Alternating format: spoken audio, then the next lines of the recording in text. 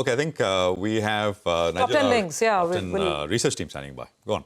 Okay, all right. Well, I'll kickstart the action then today because President Donald Trump has gone ahead and announced that he's going to be increasing the tariffs on aluminum as well as steel, which was at around 25%. He's putting it at around 50%. Remember, when it was 25% itself, it didn't make such a big difference to the domestic steel as well as the aluminum players, though Hindalco could be the one that will be signaling out. Let me explain this to you. If you look at steel, the total amount of imports that are imported into the United States is around 28 million tons. That's gross. The net number will be around 16, 17 million tons approximately. Aluminum is around 5 million tons approximately. Both those two are gross numbers.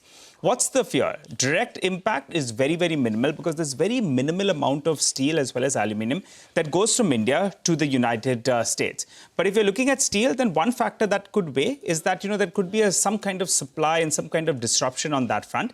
And the stock I'll be looking at is Tata Steel Netherlands because it sells close to around 700,000 tons. That's close to around 11% of the steel that is produced at Tata Steel Netherlands.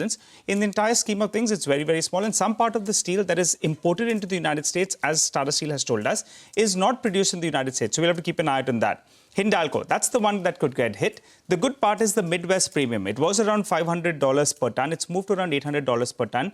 That could move up. The problem is the raw material comes in from Canada. So we'll have to see whether or not there's an exemption. But as per the last con call, they had said that at around 25%, the hit could be $40 million on a quarterly basis of EBITDA. So since it's going to be around 50%, then the hit will be relatively larger. So Hindalco could be the one that gets hit, as of now. But guys, don't rule out some kind of deal before, this gets implemented. So we'll keep an eye on that. Sentiment negative for metal stocks, and Hindalco could be the one that gets harder hit. All right, Nigel, that's a big story, right? And we'll see how this one goes. Let's talk about Apollo Hospitals, which is the number which came out. And we'll have the management with us as well later. Ekta is here with numbers. Ekta, morning. Morning. Well, largely an inline set of numbers as the revenue and the margins met estimates. The profit was slightly better. The Q4 occupancy improved to 67% versus 65% year on year. The Q4 GMV for Apollo 24/7 was up 11% to 795 crores. And the 24/7 guidance of break-even is intact, which stands at around Q3, Q4 of FY26. For FY25, the Healthco and 24/7 margins are 13.1%, but they're expected to rise to 17 to 18% going forward. And for diagnostics going forward, high teen growth in FY26 with 200 to 300 basis points margin expansion expected. So overall, numbers in line and the guidance seems to be quite firm. All right, Ekta, thanks very much. And that's the conversation coming up. Sunita Reddy of Apollo Hospitals joining us at 9:40 this morning. All right, let's just talk about the next one. Vodafone Idea in focus. Rima is here to tell us why. Rima, morning. Hi, good morning. Numbers for Vodafone Idea, and it's a muted set. Revenues for Vodafone Idea have declined by 0.9% on a quarter-on-quarter basis, and this compares with about a 1 to 2% growth that peers had. Even losses for the company have widened on a sequential basis and now stand at close to 7,200 crore rupees. The problem is the company continues to lose subscribers. In Q4, the subscriber loss stand at 1.6 million, but for FY25 as a whole, the last 4 quarters, the subscriber loss was in excess of 14 million. The board has also approved a fundraising of about 20,000 crore rupees, which is an extension. They had approved it last year, but they couldn't go ahead and complete the debt fundraising. So that continues. 20,000 crore is what they're raising. Macquarie target price, 6.5 rupees per share. JP Morgan neutral, target price, 8 rupees. UBS is more aggressive, and their fair value stands at 12 rupees for Vodafone Idea. But muted set of Q4 numbers, losses widen, and the company continues to lose subscribers. So existential issues remain around Vodafone Idea. Got it. Rima, thank you very much for that. Let's look at Inox Wind. Vivek is joining in. Vivek, morning. First glance, the numbers look good. You tell us. That's right. At first glance, especially when you're comparing it on a year-on-year basis, in line with its peers on, Inox Wind has delivered quite a strong set of numbers. But the one thing that the street will be slightly concerned is the fact that the company has missed its own stated guidance as far as the execution for FY25 is concerned. So that could lead to a bit of tempering of expectations, especially as far as the stock performance is concerned, given the strong outperformance that we've seen. Now, looking at the numbers themselves, the revenue is higher by more than doubled, almost to 1.5 times on a year-on-year basis. EBITDA again 1.6 times on a year-on-year basis. EBITDA margins expanding 19.9 versus 18.7, and profitability up almost 5 times on a year-on-year basis. The order book on a sequential basis has moderated, but the order book continues to remain quite steady at 3.2 gigawatt. FY25 order inflows were at 1.5 gigawatt versus just around 2.4 gigawatt on a year-on-year basis. FY25 execution was at 705 megawatt. The company had earlier guided the street saying that they should be able to achieve 800 megawatt by the end of FY25. So that's a bit of a damper as far as Inox Wind is concerned. However, the company has gone ahead and maintained its FY26 as well as FY27 order execution guidance at 1200 megawatt and 2 gigawatt respectively. So that should lead to a little bit of assuaging of concern. But overall, given the strong outperformance, expect some tempering as far as the stock rally is concerned today. All right, Vivek, thank you very much. And we'll keep an eye. Now, the next one is interesting, and I think will be widely watched in the pharmaceutical space here. Dr. Reddy's and One Source Specialty in focus. Ekta is here to tell us why. Ekta, morning.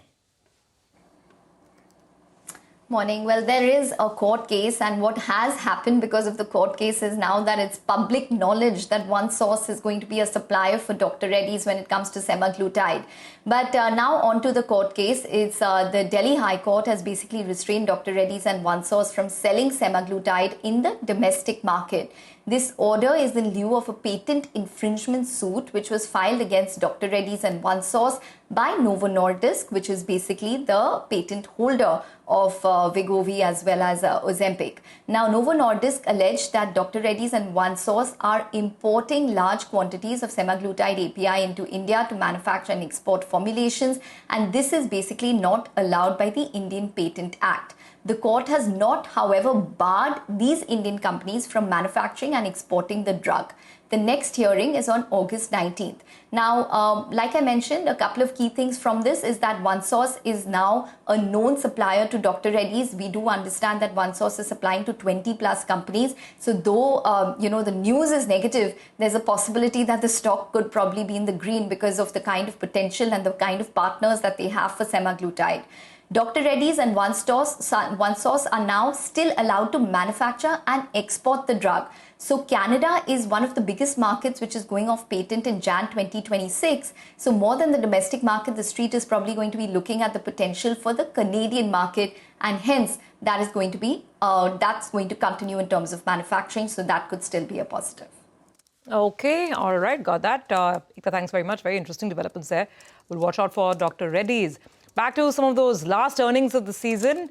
Mangalam's here with Nykaa. Mangalam, is it looking pretty? It is looking pretty. I'll tell you why. Because this is a sector which has been parched for growth, and in that we have a company which is literally glowing, and the pun is unintended out there. A 24% revenue growth that the company has reported at around 2,062 crores on the top line. Margins have increased by about 90 basis points as well. 5.6% has turned to 6.5%, which implies a 43% growth in the EBITDA. And the net profit on a low base of 9 crore has jumped over 120% and is now at around 19 crore itself for the last quarter. What is the segment that did well for them? It's the beauty segment, which led from the front when it came to growth on the revenue, 25% jump in the revenue and 40% jump in the operational performance. The segments that are doing weak for them, fashion, that continues to grow slower than the beauty vertical, and the EBIT losses also increase. So that is a bit of a pain point for Nykaa. Let's see whether the company comes out of that or not. The others, which is their wholesale business, etc., is consistently doing well with a 150% jump in revenue. And because this is a business which is an investment phase, the EBIT losses continued, but they've narrowed considerably as well. So beauty doing extremely well, firing on both the engines. Until that happens, I think the street will like these numbers. The stock is down 15% from its 52-week high. So see some green on Nykaa today. All right, Mangalam, thanks very much for that. Now, IRB Infra is the next one we're going to focus on. Vivek is here with numbers. Vivek, morning. That's right. Good morning. So, two stocks on the radar. The first one is IRB Infra, which houses the private InvIT of the group. And the second one is the listed IRB Infrastructure InvIT, which is a publicly listed InvIT platform. Now, what is the development that's transpired over the weekend? IRB Infrastructure Trust, part of IRB Infra, has gone ahead and signed a binding term sheet to sell 3 highway assets, and this is to the Public Infrastructure Trust. The enterprise value for this particular deal has been pegged at 8,450 crore rupees.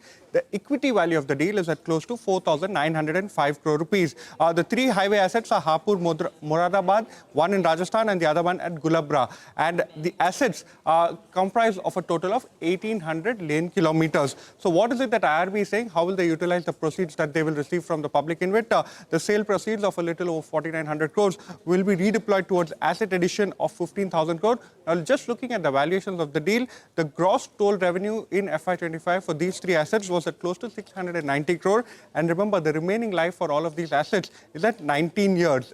So the transaction works out to an EV to gross toll revenue, if you're looking at it on an FY25 basis, at 12.3 times, in line with most of the deals that take place in this particular space. The transaction increases the life of IRB InvIT, the publicly listed transform, which currently just had 12 years of remaining life. So that visibility increases. On the other hand, IRB Infra benefits from growth capital that it receives from this particular asset sale. All right, got it. So we'll keep it on the radar. Vivek, thank you very much for that. Let's now go to Ria to understand what Mazagon Dock said in its conference call. Remember, the stock was hit hard. It was down 10% after numbers on Friday. Ria, morning. So what's the takeaway from the conference call? Good morning, Surbi. So let's take a look at what they've said in the conference call on Friday. First up, they've said that the margins in Q4 were impacted because of higher provisions undertaken for 2 major projects, which had a total order value of around rupees 3,500 crores. Now, going ahead, they are going to reassess these provisions each quarter, and they will either reverse these provisions or possibly increase these provisions going ahead. Coming to the outlook for FY26, the PBT margin guidance stands at around 15% for FY26, and they're also expecting an 8 to 10% revenue growth, which is subdued compared to the 20% growth that we've seen in this year. Coming to the orders, though, here's where the commentary is very strong. They're expecting these P-75 additional submarines and P-75I submarine contracts to be signed in FY26 itself, and provided both of these contracts come in this year, the order book will reach more than rupees 1.25 lakh crores compared to just about rupees 32,000 crores that we've seen in this year. So the order book will possibly go up by around 3.8 times in this year. So expecting some recovery on the stock based on this. All right. Thank you very much for that, Ria. Well, let's just quickly recap the top 10 stocks here. So stuff on the positive side are Apollo Hospitals, Vodafone Idea, Nykaa, IRB Infra, and Mazagon Dock, shipbuilders. Well, stocks with some negative red tinge are Hindalco, Tata Steel, Inox Wind, Dr. Reddy's Laboratories, and OneSource Specialty Pharma. Let's talk about the commodity pack as well. So from a stock market perspective, I think Nigel highlighted what's happening with these tariff threats. But underlying base metals, what's happening? What's top of mind? Manisha, morning. Morning, and thank you for that, Prashant. Well, I'll start with the metals itself. And we've seen a smart rebound come in for the copper prices, not so much for the other metals, but copper and steel, which the markets are looking at right now, clearly have seen some gains continuing into the markets right now. Apart from that, it is the crude oil prices after 2 weeks of decline. Today started with almost a couple of percentage points of gains coming here. The markets are reacting to the OPEC and allies meeting, which was on Saturday, where they have decided to increase production by 411,000 barrels per day in the month of July. It is slightly on the higher side, but it is as per what the street was anticipating. So there were no surprises there, is what has led to that rally come in for the markets there. Same is the case for the precious metal prices also, where we are trading with gains right now. Last week wasn't so great. We saw gold prices go down by 2%. Silver was down 2.5% as well. But for the month of May, both the precious metals have been on the positive side. There is now renewed uncertainty on U.S.-China trade policy. The Federal Appeals Court also has temporarily reinstated Trump tariffs. So all of this seems to be aiding buying in many of these tangible commodities. So a start to a very strong day, by the way. So whether it's energy, precious metals, base metals, all of that trading in the positive. Okay, all right. Got it, Manisha. Thank you very much for that. So commodities on our radar. We need to take a quick break at this point. We'll come back on the other side. We'll, of course, get down to fundamental stock ideas, some unique names to focus on today. Prakash Diwan will be with us. And, of course, talk about the good macro cues we've got from the Q4 GDP print.